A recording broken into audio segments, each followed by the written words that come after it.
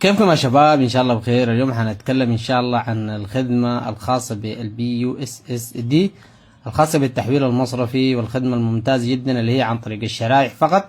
طبعا في نوع خدمتين الان متاحات في السوق، اللي هي الخدمة الاولى تابعة لسوداني واللي هي عبارة عن محفظة، والخدمة الثانية متعلقة بتطبيق بنكك اللي هي بشرائح امتين، ودي اللي حنتكلم عنها هسه بصورة افضل والناس تفهمها وتعرفها. طيب، عندنا طبعا هنا مميزات كثيرة جدا عن طريق المحفظة دي. اولا انه هي بتكون مربوطه مباشره بالتطبيق بتاع بنكك.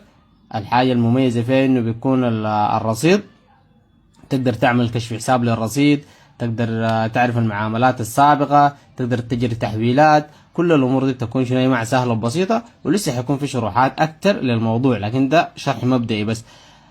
طبعا يا جماعه لازم الشريحه في اغلب الاحيان لازم تكون شنو مع مربوطه مع التطبيق بتاع بنكك. فهمت؟ الشريحه لازم تكون امتين ومربوطه برضه بالتطبيق شنو بتاع بنكك. هو في الغالب بيكون عملوا تقييم، شافوا عدد الشرائح المربوطه وكده. فانت لو حصلت اي اشكاليه يعني مثلا في التليفون باظ او عادي ممكن تشتري بيك تمشي السوق تجري تحويلاتك وكده وكده، يعني ما محتاج الا شيء تليفون كبير او تطبيق بنكك او انترنت وتفاصيل زي دي، والامور بقت سهله بسيط. اليوم نضغط نجمه واحد 9 1 3، نعمل مربع، تختار لنا الشريحة اللي انت عايز تعمل شنو ارسال. طبعا بيجي خيارين عربي انجليزي، طبعا تضغط الخيار رقم 2 اللي هو شنو عربي، بعد كده تعمل ارسال. زي ما شايفين قال لي مرحبا في MTN بوك، يرجى اختيار تسجيل الدخول خروج كده كده. يعني يا دوب انا محتوى بعمل شنو تسجيل الدخول، بضغط واحد. طبعا يا جماعه الاجراء ده بيجيك كده في اي تليفون، شريحه عفوا ريبيكا، تليفون كبير، اي تليفون فهمت، بيجيك كده تعمل شنو ارسال.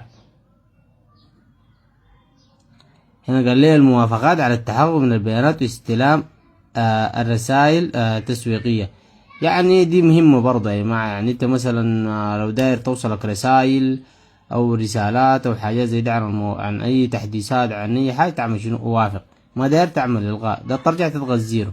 لكن انا عايزهم، بحتاج لاي شيء محتاج له يعني من بنكك، بضغط واحد بعمل شنو ارسال. هنا بقول لي ادخل رقم الحساب بتاعك، تدخل رقم الحساب وتعمل ارسال.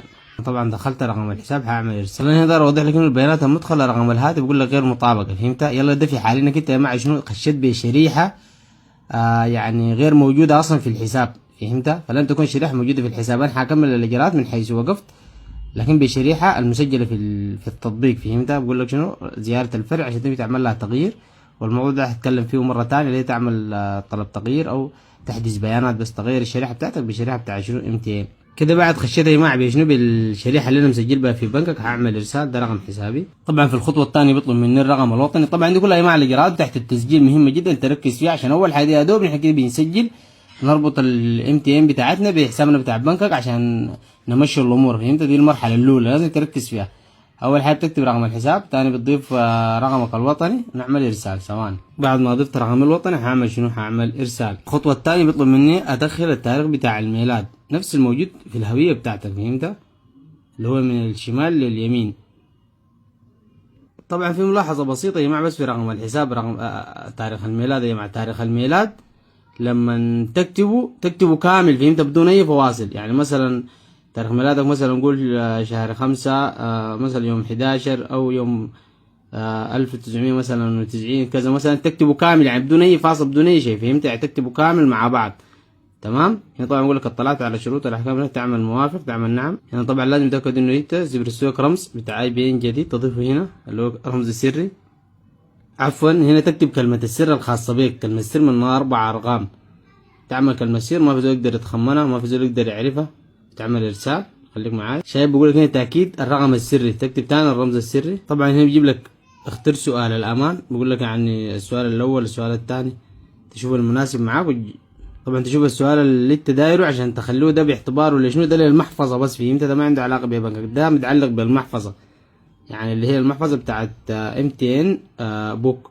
تدي السؤال الامان ده وتجاوب عليه وتحفظه على اساس انك انت لو حصل لك اي شيء بعدين تسترد بيه. وهو انا مثلا اخترت سنه فتح حسابك البنكي، ده ده السؤال بتاعي هنا حجاوب عليه. يعني اكتب مثلا السنه كم واعمل لها حفظ. مجرد انه انا حفظتها تاني بعدين مثلا لو حصل اي شيء في المحفظه برجع المحفظه بتاعتي بشنو بالسؤال ده. فهمتوا؟ طبعا اول ما تيجي تعمل تسجيل دخول عشان تعرف المعلومه دي طوال بيجيك شنو بيجيك طبعا قال لي تم تحديث السؤال، بيجيك شنو؟ ادخال رمز الاو تو بي الجديد، يعني لو ما دخلت الرمز ما بخش معاك، فهمت؟ طوالي بيرسلوا لك كود عشان تضيفه. اعملها تاني عشان الناس تعرفها. بعد ما ظبطت الامور اي حاجه تمام، عملت زوال الامان وظبطت اموري، عملت كده. الوشايب بيديك رمز كود جديد هسه بيجي نضيف ونعمل ارسال، نشوف الدنيا جوا عامله كيف.